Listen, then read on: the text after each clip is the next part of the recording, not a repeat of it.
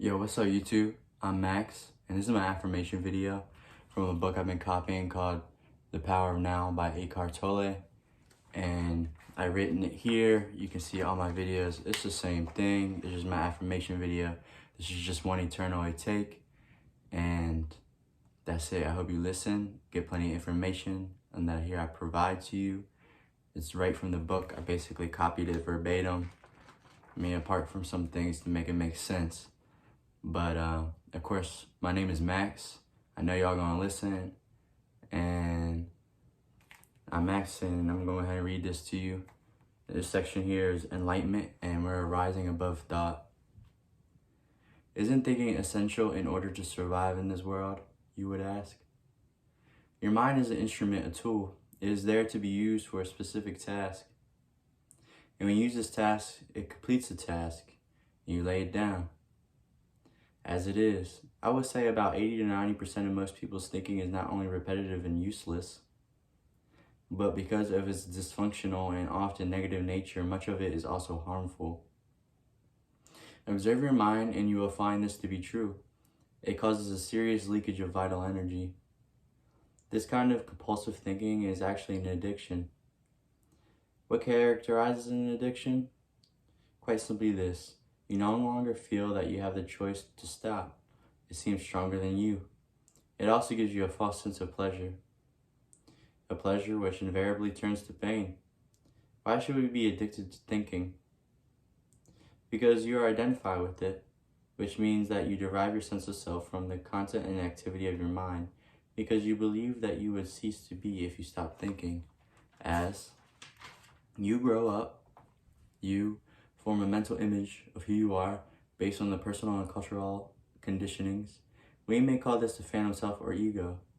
It consists of mind activity and can only be kept going through constant thinking. Excuse me, I'm coming for them.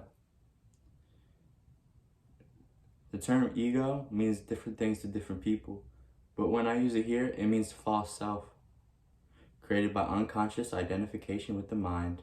To the ego, that moment presents momentarily, and it hardly even exists. Only the past and the future are considered important. This is totally reversal of the truth. It accounts for the fact that an ego is made of the mind is so dysfunctional, it always is concerned with keeping the past alive, because without it, who are you? It constantly projects itself into the future to ensure its continued survival and to seek some kind of release or fulfillment there.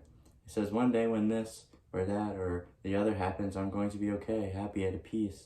Even when the ego seems to be concerned with the present, it is not the present that it sees. It misperceives it in a completely different look because it is looked through the eyes of the past.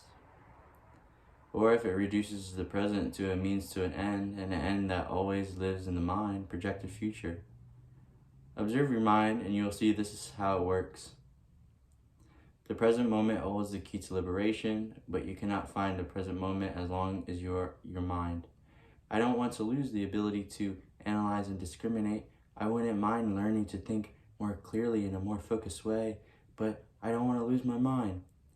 The gift of thought is the most precious thing I have and we have. Without it, we would just be another species of animal.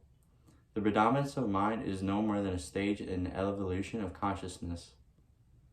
We need to go on to the next stage now, and how, as a matter of urgency. Otherwise, we will be destroyed by the mind, which has grown into a monster. I will talk about this in more detail later. Thinking and consciousness are not synonymous. Thinking is only a small aspect of consciousness. Thought cannot exist without consciousness, but consciousness does not need thought. I'm not thinking about anything right now. Enlightenment means rising above thought and not falling back to the level below thought, the level of an animal or a plant. In the mind, and in the enlightened state, you will still use your thinking mind. You will still use your plant, but in a much more focused and much more effective way than before. Use it more for practical purposes, but you are free of the involuntary internal dialogue, and there's inner stillness.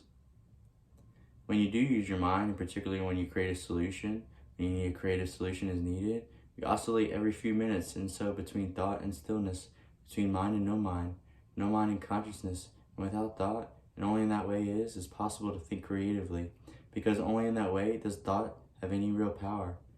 Thought alone, when it is no longer connected with a much vaster realm of consciousness, quickly becomes barren, insane, and destructive. The mind is essentially a survival machine, attacking a defense against other minds, gathering, storing, and analyzing information. This is what it is good at, but it is not at all creative. All true artists, I'm a true artist, all true artists, whether they know it or not, create from a place of no mind, from inner stillness. The mind then gives form to the creative impulse or insight. Even the greatest scientists have reported that their creative breakthroughs come at a time of mental quietude. The surprising result of a nationwide inquiry among Americans' most eminent mathematicians, including Einstein, to find out their working methods was that thinking plays only a subordinate part of the brief decisive phase of the creative act itself. So I would say that the simple reason why the majority of scientists are not creative is not because they don't know how to think, but because they don't know how to stop thinking. If it wasn't through the mind, through thinking, that the miracle that this life on earth is, and your body was created and is being sustained, therefore, it is very clearly an intelligence at work that is far greater than the mind. How can a single human cell measuring 1/1000th of an inch in a diameter contain instructions within its DNA that would fill 1,000 books of 600 pages each? The more we learn about the workshops of the body, the more we realize just how vast its intelligence at work is within it and how little we know. When the mind reconnects with that, it becomes the most wonderful and most powerful tool.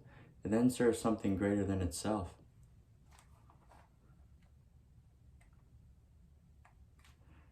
Like I said, this was Enlightenment, Rising Above Thought, through the book called The Power of Now by Eckhart Tolle. It's my affirmation video. This was just one take. I have the book, well, not the whole book written here. It's just as I've been writing, but you can see all my other videos. I just do the same thing. This has been written. So, yeah. I'm Max. I hope you're listening. Please watch my other videos, listen to my other videos. I've just been going on and on and on and on and on and on and on and on. And I'm Max, and I'm out. Thanks.